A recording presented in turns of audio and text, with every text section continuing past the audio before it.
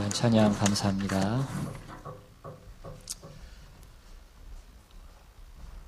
말씀 보겠습니다. 오늘 말씀은 부활절을 맞이해서 신명기를 한 주 쉬고 요한복음, 우리 고난주간 동안 계속 보았던 요한복음 말씀을 보도록 하겠습니다. 요한복음 20장 1절부터 10절까지 말씀 같이 보겠습니다. 요한복음 20장 1절로 10절까지 말씀입니다. 제가 봉독하겠습니다.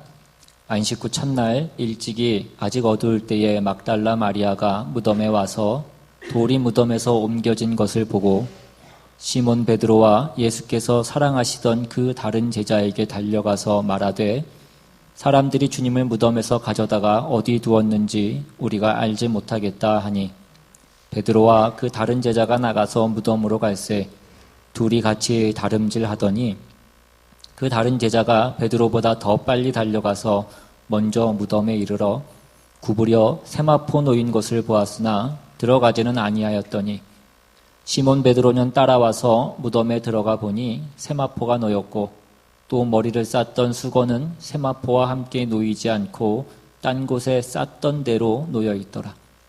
그때야 무덤에 먼저 갔던 그 다른 제자도 들어가 보고 믿더라. 그들은 성경에 그가 죽은 자 가운데서 다시 살아나야 하리라 하신 말씀을 아직 알지 못하더라. 이에 두 제자가 자기들의 집으로 돌아가니라. 아멘. 오늘은 부활절입니다. 십자가에 달려 돌아가신 주님이 사흘 만에 죽음을 이기시고 무덤에서 다시 살아나셨습니다. 여러분들은 이것을 믿으십니까? 예. 우리가 자신을 기독교 신자라고 얘기하는 사람이라고 한다면 이 주님께서 부활하신 이 사실을 다 사실로 그렇게 믿고 받아들일 것입니다. 사도 바울도 고린도전서 15장 17절에 그리스도께서 다시 살아나신 일이 없으면 너희의 믿음도 헛되고 너희가 여전히 죄 가운데 있을 것이다 라고 그렇게 말씀하셨습니다. 그만큼 우리 신자에게 있어서 이 주님의 부활은 너무나 중요한 것이고 우리가 이 부활을 믿지 않으면 이 부활을 받아들이지 않으면 우리의 신앙이라고 하는 것은 그 시작조차도 할 수 없는 어떤 그런 일이 되는 것입니다. 그런데 그래서 이 예수님의 부활이 여러분의 삶과 여러분의 신앙에 힘이 되시고 산 소망이 되시느냐라고 그렇게 묻는다면 여러분들은 어떠십니까? 주님의 이 부활의 소식이 여러분들에게 여러분들의 삶에 늘 힘이 되시고 이로 인하여서 모든 것들을 이기고 나가는 어떤 근거가 되시느냐라는 것입니다. 지금 여러분 표정을 보면 여전히 고난주간이고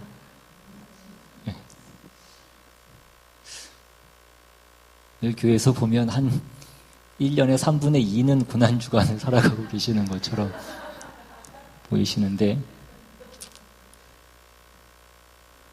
우리가 이 부활절을 맞이해서도 주님이 부활하셨다는 사실을 우리가 알매도 우리의 삶은 그렇게 기쁘고 또 그것이 우리의 삶에 힘이 되고 그러지는 않는 것 같은 모습을 우리가 보게 됩니다.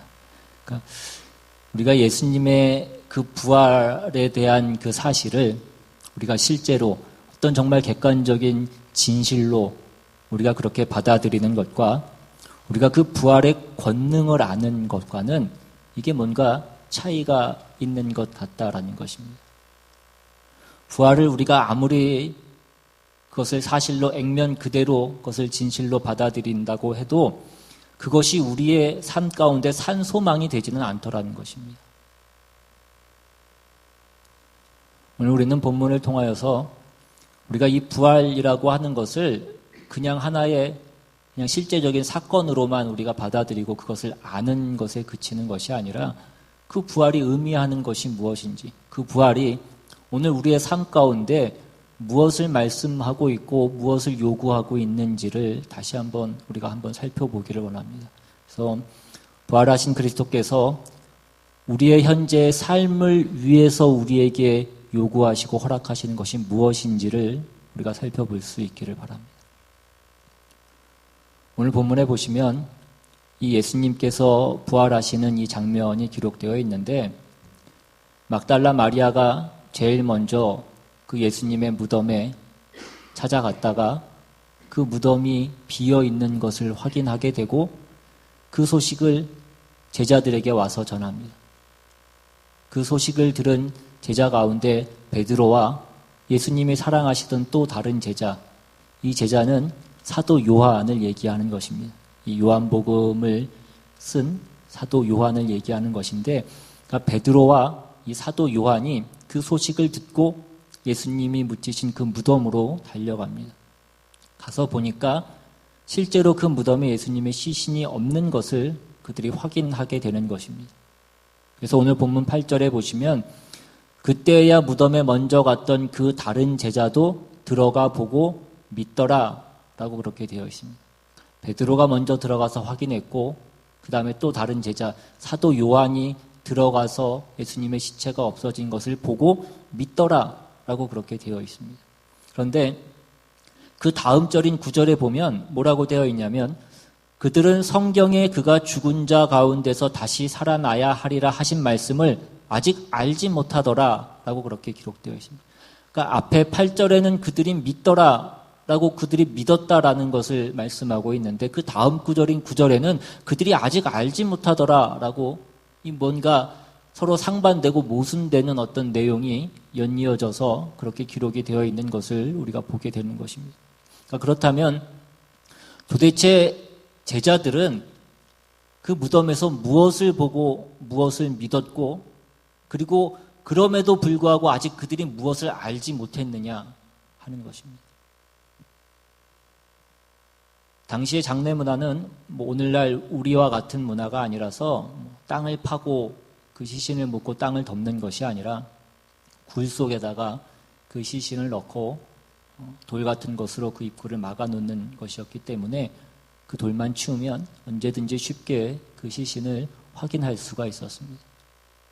그래서 그 마리아에게 시신이 없어졌다라는 그 소식을 들은 그 베드로와 사도 요한이 무덤에 이르러서 보니까 오늘 본문 5절 이하에 구부려 세마포 놓인 것을 보았으나 들어가지는 아니하였더니 시몬 베드로는 따라와서 무덤에 들어가 보니 세마포가 놓였고 또 머리를 쌌던 수건은 세마포와 함께 놓이지 않고 딴 곳에 쌌던 대로 놓여 있더라.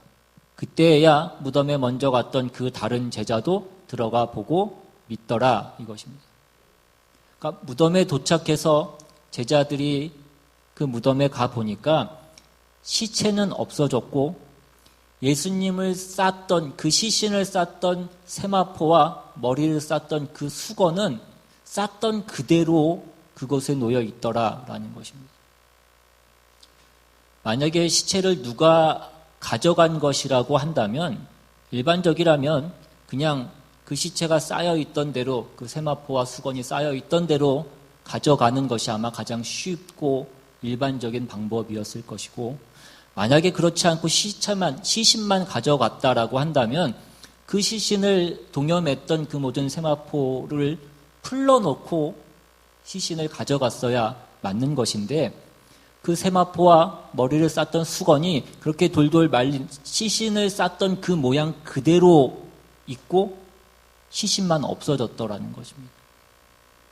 쉽게 생각을 하자면 이따가 삶은 달걀 드실 때 껍데기는 있는데 껍데기는 깨지지 않은 상태에서 알맹이만 없어진 것과 같은 것입니다. 이게 상식적으로는 일어날 수 없고 이해할 수 없는 일이 지금 일어나 있는 것을 그들이 확인하게 된 것입니다. 그래서 그들이 그것을 보고 무엇을 믿었다라는 것입니까? 예수님이 부활하신 것을 그들이 알았다라는 것입니다. 기적이 일어났다라는 것을 그들이 안 것입니다. 이 같은 내용을 기록하고 있는 마태복음 28장에서는 이 부분을 뭐라고 얘기하고 있냐면, 이 마태복음 28장에서도 막달라 마리아와 다른 마리아가 제일 먼저 그 무덤에 도착해서 그 무덤을 확인을 합니다. 거기에 갔다가 천사를 만나게 되는데, 천사가 뭐라고 얘기하냐면 28장 5절 이하에 천사가 여자들에게 말하여 이르되 너희는 무서워하지 말라. 십자가에 못 박히신 예수를 너희가 찾는 줄을 내가 아노라. 그가 여기 계시지 않고 그가 말씀하시던 대로 살아나셨느니라. 와서 그가 누우셨던 곳을 보라 라고 그렇게 되어 있습니다. 그러니까 여기서 말하는 그 누우셨던 곳이 바로 그 세마포가 놓여있는 그 자리를 얘기하는 것입니다. 그러니까 몸은 없어지고 세마포만 쌓여있던 그대로 남아있는 것을 보라라고 그렇게 얘기하는 것입니다. 그러니까 분명히 제자들은 그 모습을 보고 그 모양을 보고 예수님께서 살아나셨다라는 것을 믿었을 것입니다. 알았을 것입니다. 그런데 우리가 눈여겨봐야 될 것은 그 부활을 확인한 제자들이 그때의 상태를 성경이 뭐라고 묘사하고 있냐면, 오늘 본문 그 요한복음 20장 9절에서는 그들은 성경에 그가 죽은 자 가운데서 다시 살아나야 하리라 하신 말씀을 아직 알지 못하더라 라고 그렇게 얘기하고 있더라는 것입니다. 그러니까 지금 이 제자들은 예수님께서 부활하신 것은 알았지만 그 부활의 의미가 뭔지는 아직 다 알지 못하고 있는 것을 얘기하고 있는 것입니다. 제자들이 예수님이 시신이 없어진 것을 보고 예수님이 살아나셨다, 부활하셨다라는 것을 확인했습니다. 믿었다라고 그렇게 되어 있습니다. 우리 생각에는 그러면 다 된 것이 아니겠습니까? 그것 외에, 그것 이상 우리의 신앙에서 더 중요한 것이 무엇이 있겠습니까? 주님이 살아나셨다, 부활하셨다라는 것을 믿었다. 그것 이상 우리에게 더 중요한 것이 무엇이 있겠냐라는 것입니다. 그런데 오늘 성경은 그것만으로는 아직 아니라고 우리에게 말씀하고 있는 것입니다. 그럼 제자들이 믿었다라는 것은 무엇을 얘기하는 것이고, 오늘 성경이 그럼에도 불구하고 아직도 부족하다라고 얘기하는 것은 무엇을 의미하는 것이냐 이것입니다. 실제로 오늘날 예수를 믿는 많은 그 신자들 가운데에서도 이 성경이 얘기한 모든 그 중요한 내용들을 대부분은 다 우리가 믿습니다. 하나님이 이 세상 만물을 창조하셨다라는 것과 오늘도 살아서 역사하신다는 것, 예수 그리스도께서 우리를 위해서, 나를 위해서 십자가를 지고 죽으셨고 3일 만에 다시 부활하셨다라는 그 모든 사실들, 그 모든 내용들을 우리가 다 믿는다 이것입니다. 그런데 그럼에도 불구하고 오늘 우리의 신앙의 모습은 어떠냐 이것입니다. 그 모든 신앙의 내용들이 오늘 내 삶에, 오늘 내 신앙에 그것이 힘이 되어서 오늘 내 삶이 어떤 상황과 어떤 조건 가운데 있든지 상관없이 그것이 늘 나에게 힘이 되어주고 어떤 감사가 되어주고 기쁨이 되어주고 담대함을 가질 수 있게 해주느냐 이것입니다. 우리가 이 예수님의 부활 사건에서 가장 크게 놀라야 될 내용 중에 하나는 이 제자들이 예수님의 부활을 확인하고도 그들이 힘을 얻지 못했다라는 사실입니다.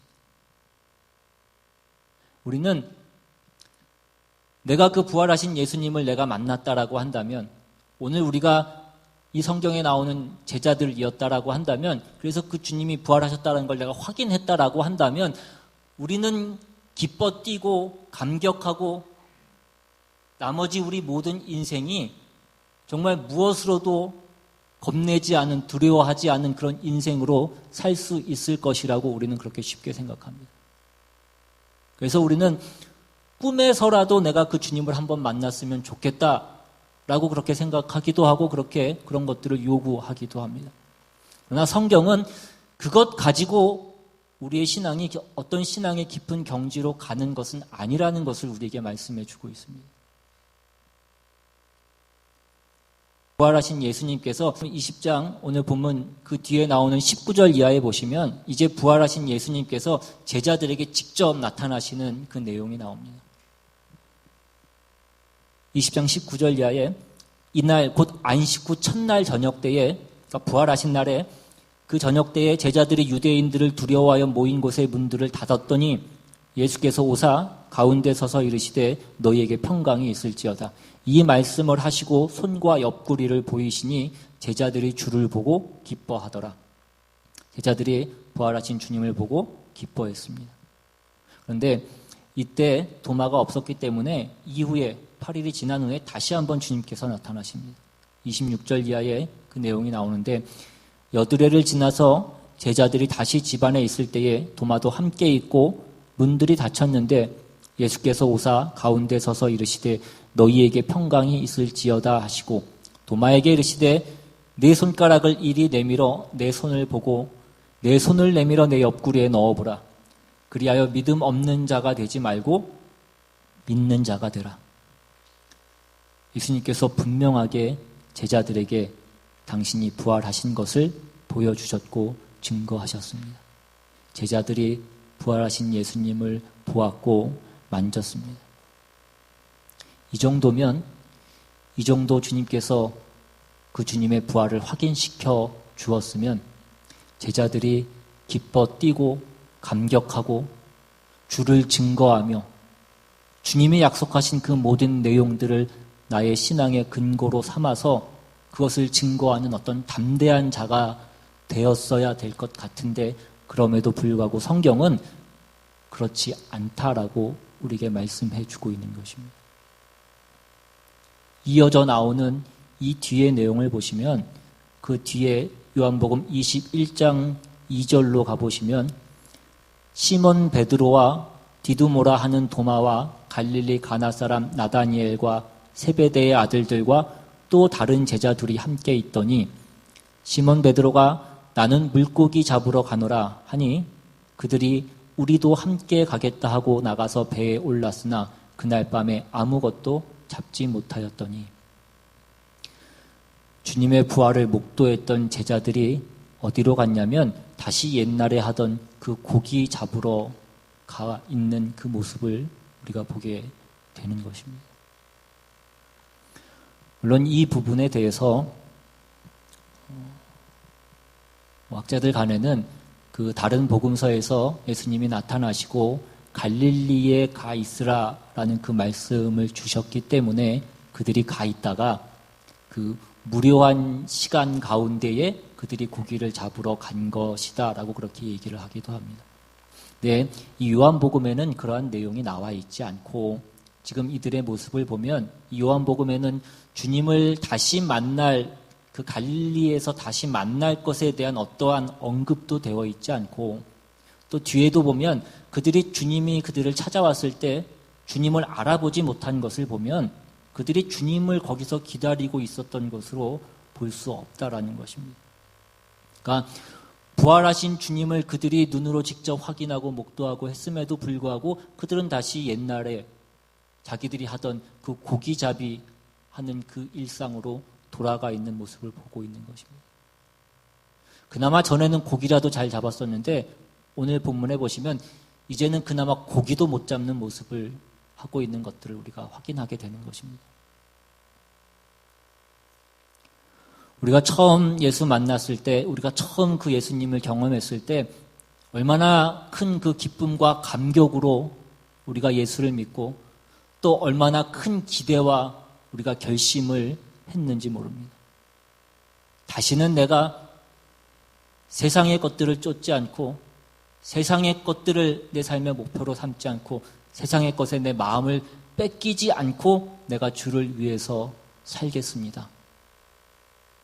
그런데 어느 순간 어느 날 보니까 우리가 옛날보다도 더 세상의 모습으로 돌아가 있어서 세상의 것들을 탐하고 있는 우리의 모습을 보게 되더라는 것입니다. 우리가 무엇을 경험했음에도 불구하고 주님이 살아서 역사하심을 경험하고 그 주님의 죄 씻음과 우리에게 복 주심과 그 영원한 나라가 있음을 내가 확인하고 믿었음에도 불구하고 처음 결심하기 전보다도 더 못한 상태로 가 있는 우리의 모습을 확인하게 될 때가 있다는 거죠. 성경은 여기에서 무엇을 우리에게 말씀하고 무엇을 지적하고 싶은 것이냐라는 것입니다. 이 부분에 대한 그 성경의 의도를 우리가 조금 더 살펴보기 위해서 누가복음 24장으로 한번 가보겠습니다.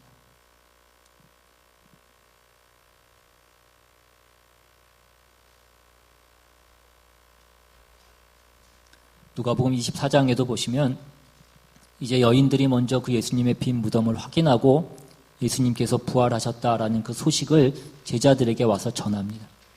그 소식을 들은 제자들 가운데 2명이 엠마오로 향하여 가는 내용이 나오는 것이 이 누가복음 24장입니다. 그 13절 이하에 그 두 제자가 엠마오로 가는 이야기가 나오는데 13절에 그날에 그들 중 둘이 예루살렘에서 25리 되는 엠마오라 하는 마을로 가면서 이 모든 된 일을 서로 이야기하더라. 그들이 서로 이야기하며 문의할 때에 예수께서 가까이 이르러 그들과 동행하시나 그들의 눈이 가리워져서 그인 줄 알아보지 못하거늘 예수께서 이르시되 너희가 길 가면서 서로 주고받고 하는 이야기가 무엇이냐 하시니 두 사람이 슬픈 빛을 띠고 머물러 서더라. 그 한 사람인 글로바라 하는 자가 대답하여 이르되 당신이 예루살렘에 체류하면서도 요즘 거기서 된 일을 혼자만 알지 못하느냐. 이르시되 무슨 일이냐 이르되 나사렛 예수의 일이니 그는 하나님과 모든 백성 앞에서 말과 일에 능하신 선지자이거늘 우리 대제사장들과 관리들이 사형 판결에 넘겨주어 십자가에 못 박았느니라. 우리는 이 사람이 이스라엘을 속량할 자라고 바랐노라. 이뿐 아니라 이 일이 일어난 지가 사흘째요. 또한 우리 중에 어떤 여자들이 우리로 놀라게 하였으니 이는 그들이 새벽에 무덤에 갔다가 그의 시체는 보지 못하고 와서 그가 살아나셨다 하는 천사들의 나타남을 보았다 함이라.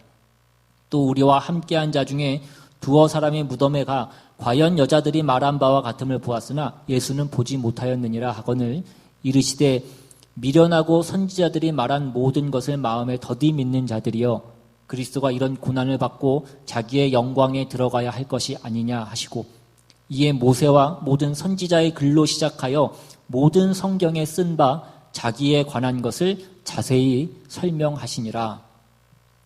이 엠마오로 가는 두 제자와 이 예수님의 대화 가운데에 오늘 우리가 살펴보려고 하는 그 중요한 문제를 풀 수 있는 그 중요한 어떤 키가 있습니다.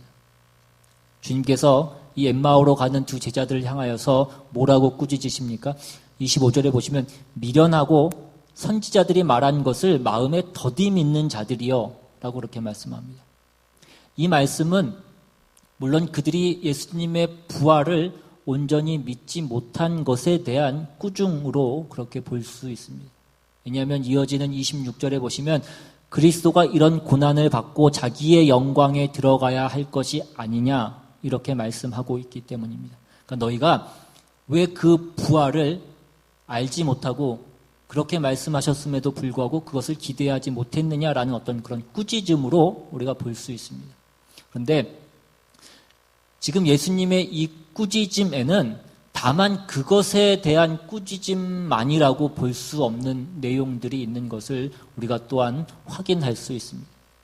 그 앞에서 제자들이 예수님에 대해서 얘기했던 예수님이 어떤 분이신가 예수님에 대한 그 설명과 그래서 그 예수님에 대해서 무엇을 기대하고 있었는지에 대한 그 내용이 나오는데 그것에 대한 꾸중을 하고 있는 것으로도 우리가 또한 볼 수 있다는 것입니다. 그들이 주님에 대해서 가졌던 기대가 무엇이었습니까? 19절 하반절을 보시면 그는 하나님과 모든 백성 앞에서 말과 일에 능하신 선지자이거늘 이렇게 얘기합니다. 그들은 예수님이 말과 일에 능하신 자라고 그렇게 얘기했습니다. 그래서 그 능하신 자에게 무엇을 기대하고 있었던 것입니까? 그 뒤에 21절에 보시면 우리는 이 사람이 이스라엘을 속량할 자라고 바랬노라 라고 그렇게 얘기합니다. 그러니까 제자들은 예수님이 말과 일에 능한 능력자이셔서 그 능력을 가지고 계신 분이라는 것을 믿었고 그가 하나님의 종인 선지자 있다라는 것을 그들이 믿었다라는 것입니다. 그래서 그들이 그 믿은 것으로 무엇을 기대했냐면 이 이스라엘을 구원하고 속량할 자라고 그들이 그 예수님을 기대했다라는 것입니다. 지금 예수님의 꾸짖음 속에는 그 제자들이 예수님의 부활을 온전히 믿지 못한 것에 대한 어떤 꾸짖음보다는 이 부분에 대한 지적이 더 큰 것으로 우리는 볼 수 있습니다. 그들이 예수 그리스도에 대해서 이해하고 있고 그래서 그 주님에게 기대하고 있던 그 내용 가운데에 부족한 부분이 있었던 것을 주님께서 꾸짖고 있는 것입니다.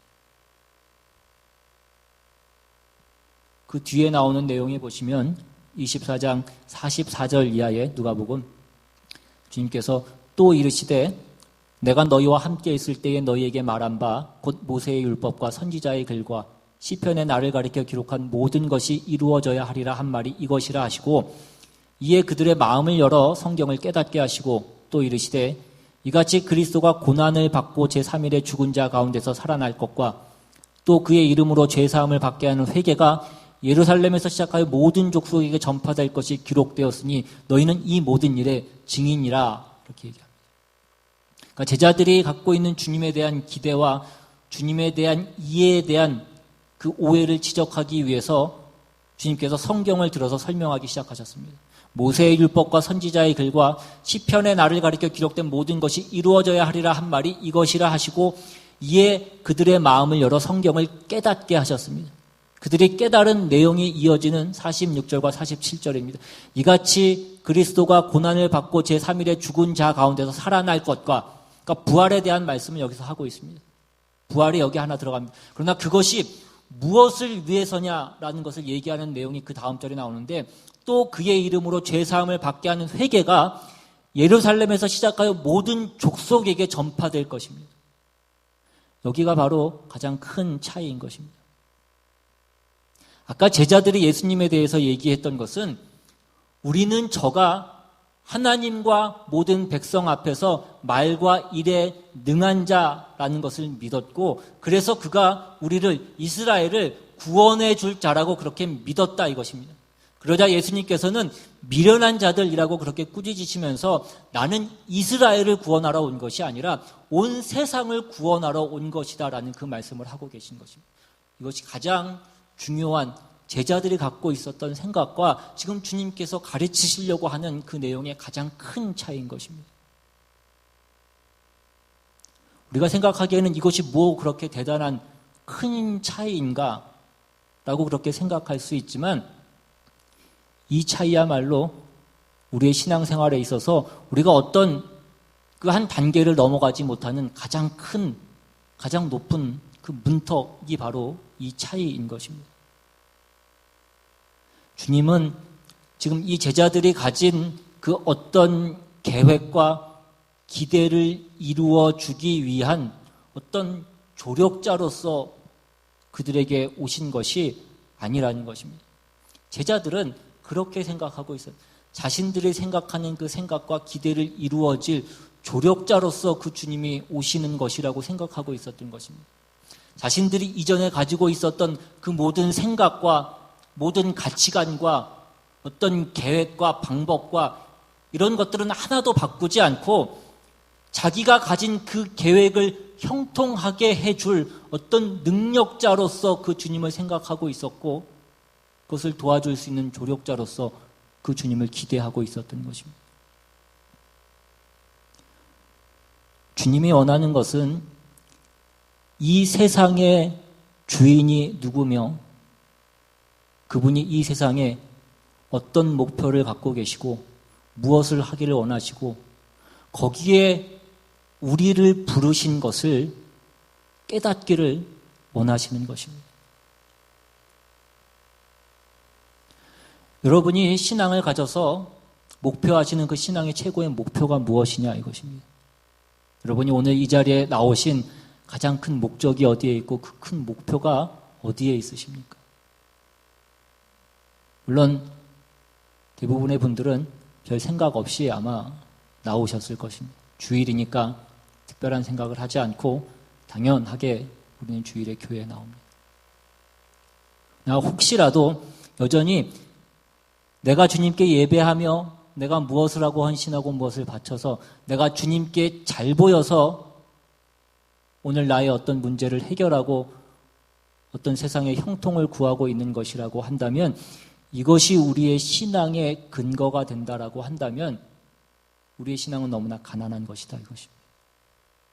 오늘 주님께서 꾸짖으시는 미련하고 성경이 말하는 것을 더디 믿는 자들이라는 그 질책을 받는 그 내용에 해당되는 것입니다. 우리가 가진 세계관과 우리가 가진 어떤 목표와 계획에 우리는 여전히 붙잡혀 있고 주님께서 그것을 돕기 위해서 우리에게 오신 것이 아니라 우리의 그 생각을 깨치기 위해서 주님께서 오셨다라는 것입니다. 보이는 것이 전부가 아니고 너희가 그렇게 애지중지하고 소중히 여기고 이렇게 소원하는 것이 그것이 정말 너희에게 중요한 것이 아니고 세상에서 너를 편케 하는 것이 너에게 꼭 유익이 되는 것이 아니다. 너희가 그 모든 생각을 깨고 나를 붙들라라는 것입니다. 그래서 영광이 무엇이고 영원이 무엇이고 진리가 무엇이고 생명이 무엇인가를 우리에게 보여주시고 그리로 우리를 인도하시고 요청하고 계시는 것, 요구하고 계시는 것이 이 성경의 신앙의 가장 중요한 내용들인 것입니다. 그래서 성경은 나를 따라오려거든 자기를 부인하고 나를 따르라라고 말씀합니다. 제 목숨을 구원하고자 하면 잃을 것이고 나를 위해서 제 목숨을 잃으면 살 것이라고 그렇게 말씀합니다. 으뜸이 되고자 하면 모든 사람의 종이 되고 다른 사람을 섬기는 자가 되라고 말씀하는 것입니다. 이 세상에서 사는 것이 우리의 인생의 전부가 아니고 다음 세상이 있고 우리는 이 세상은 그 다음 세상을 준비하기 위해서 있는 것인데 우리가 지금도 여전히 여기에서 이 세상의 것을 위해서 그것을 빼앗기 위해서 그 싸움을 싸우고 있다라고 한다면 그것은 미련하고 더디 믿는 자들이라는 것입니다. 이것이 성경이 우리에게 하는 말씀입니다. 그런 의미에서 우리가 얼마나 미련하고 성경이 하는 말씀을 더디 믿는 자들인지 우리 다시 한번 우리를 돌아봐야 될 것입니다. 하나님이 온 우주 만물을 창조하셨고 그것을 다시 새롭게 하기를 원하고 계십니다. 그것을 새롭게 하시기 위해서 그 기초를 놓기 위해서 주님을 이 땅에 보내셨고 십자가에 못 박아 죽이시고 다시 부활시키셨습니다. 이제 우리에게 그 부활 생명이 시작됐고 하나님의 나라가 이미 시작이 된 것입니다. 우리는 모두 거기에 부름을 받은 자들이라는 것입니다. 그 일을 위해서 우리의 모든 운명을 걸고 모든 존재를 걸고 우리의 생애 가운데 우리는 그 훈련을 받아야 되는 것입니다. 어느 누구를 막론하고 우리가 주님의 심판대 앞에 서지 않을 수 있는 사람은 없습니다. 우리가 이 땅 가운데 행한 그 모든 행함으로 우리는 마지막 때에 그 심판을 받게 될 것입니다. 그 상급을 받을 것입니다. 오늘 우리는 그 나라를 준비하고 있어야 된다라는 것입니다. 그것이 지금 예수님의 부활이 우리에게 말씀하고 있고 우리에게 중요한 내용으로 전하고 계시는 가장 핵심되는 어떤 중요한 내용들인 것입니다. 우리가 예수를 믿고 지금 이 자리에 있다라는 것은 우리는 이미 이 길에 들어선 것이고 우리가 그것에 결단한 것이고 우리는 동의한 것입니다. 그런데 오늘 우리는 무엇을 준비하면서 우리의 삶을 살아가고 있느냐라는 것입니다.